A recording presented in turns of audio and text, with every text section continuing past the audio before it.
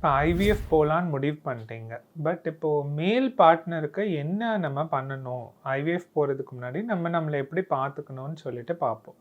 இப்போ மேல் பார்ட்னருக்கு ஸ்மோக்கிங் இல்லை ஆல்கஹால் கன்சம்ஷன் இந்த மாதிரி ஏதாவது ஹேபிட்ஸ் இருக்குது அப்படின்னா கண்டிப்பாக அதை ஸ்டாப் பண்ணிடணும். பிகாஸ் ஸ்மோக்கிங்கும் சரி, ஆல்கஹால் கன்சம்ஷனும் சரி, ஸ்பெர்ம்ஸோட குவாலிட்டியையும் ஸ்பெர்மோட நம்பரையும் குறைக்கும். அதனால் அதை கண்டிப்பாக ஸ்டாப் பண்ணிடணும். இப்போ ஒர்க் வைஸாக நம்மளுக்கு ஏதாவது பெஸ்டிசைட் எக்ஸ்போஷர் இல்லை ஓவர் ஹீட் எக்ஸ்போஷர் இந்த மாதிரிலாம் இருந்துச்சுன்னா அதை நம்ம குறைச்சிக்கிறது நல்லது. ஒரு பேலன்ஸ்டு நியூட்ரிஷியஸ் டயட் சாப்பிடணும். அதாவது ப்ரோட்டீன், கார்ப்ஸ், விட்டமின்ஸ், மினரல்ஸ் எல்லாமே ப்ராப்பரான ப்ரொப்போர்ஷன்ஸில் சாப்பிடணும். ஜங்க் ஐட்டம்ஸை கம்ப்ளீட்டாக அவாய்ட் பண்ணிடணும்.